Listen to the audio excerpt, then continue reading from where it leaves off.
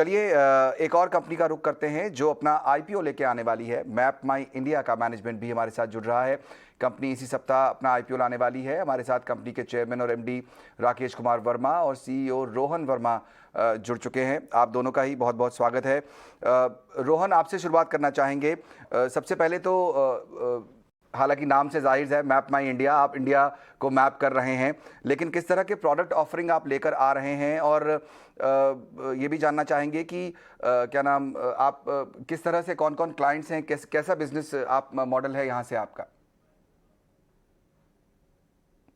बिल्कुल, मैप माई India India का leading provider है एडवांस्ड डिजिटल मैप्स का, जियोस्पेशियल सॉफ्टवेयर का और लोकेशन बेस्ड आईओटी टेक्नोलॉजीज का।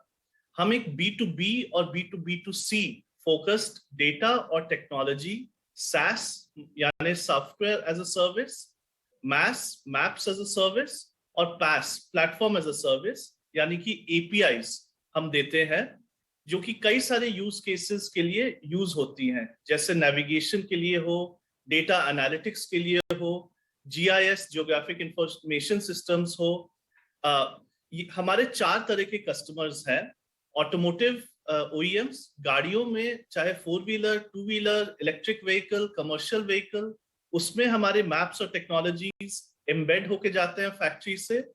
या हमारे लॉजिस्टिक्स ट्रांसपोर्टेशन के कस्टमर्स हैं जो पैसेंजर और गुड्स को ट्रांसपोर्ट करते हैं और हमारे मैप्स, GPS और टेक्नोलॉजी को रेट्रोफिट करके अपनी एफिशिएंसी बढ़ाते हैं।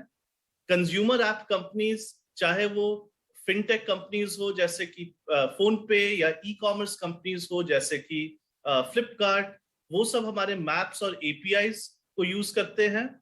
और एंटरप्राइजेस जो लार्ज बिजनेसेस होते हैं या गवर्नमेंट ऑर्गेनाइजेशन होते हैं, चाहे वो बैंक्स जैसे HDFC bank, telecom companies Airtel या goods and service tax network government में, वो सब हमारे जियोस्पेशियल को यूज टेक्नोलॉजी और मैप्स को यूज करते हैं। ओके, बिल्कुल। राकेश जी, आपको भी चर्चा में शामिल करेंगे। मैप माई इंडिया, 2 तरह के आपके ब्रांड्स हैं। मैप माई इंडिया जो कि इंडिया में चलता है और मेपल्स जो कि इंटरनेशनल मैप्स जो हैं। ये 2 अलग अलग ब्रांड्स आपके हैं। कंपटीशन जाहिर तौर पर काफ़ी बड़ा है आपका, मार्केट में कई बड़े लीडर्स हैं जो इस स्पेस में हैं। तो इन दोनों ब्रांड्स को लेकर क्या आउटलुक है आपका? जहां तक इंटरनेशनल ब्रांड की बात है, मैपल्स, और इंटरनेशनल बिजनेस एक्सपेंशन की बात है, ये हम अभी रिसेंटली इस चीज पर फोकस किए हैं, क्योंकि हमारा इंडिया मार्केट खुद में ही इतना बड़ा है कि हम उसे इग्नोर नहीं कर सकते हैं। लेकिन जहां तक इंटरनेशनल मार्केट, उसके स्ट्रैटेजीज बहुत सिंपल हैं। पहली बात यह है कि हमारे जो कस्टमर बेस है उसमें मल्टीनेशनल इंक्लूडिंग इंटरनेशनल कस्टमर्स की संख्या काफी अच्छी है जो इंडिया में ऑपरेट करते हैं। तो जब इस तरह के कस्टमर्स जब हमारे प्रोडक्ट को इंडिया में यूज करते हैं तो उन्हें वर्ल्ड वाइड भी यूज करने का अपॉर्चुनिटी हम दे पाएंगे। और इसी ख्याल से हम आगे बढ़ रहे हैं और years to come in the short term and medium term also, मैं इन कस्टमर्स के साथ इंटरनेशनल बिजनेस बढ़ाएंगे।